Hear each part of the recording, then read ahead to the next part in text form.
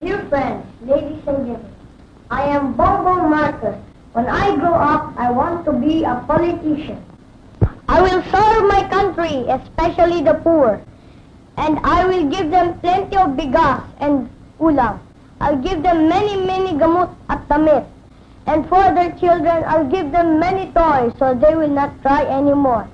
And for my sisters, I'll give them chocolate for the thin one. But for the fat one, no more chocolate, because she will look like bagso. And for my mabait na lola, I'll give her a new prayer book, because her prayer book is already very blue. Naku, ang apo ko! Bongbong. Mami!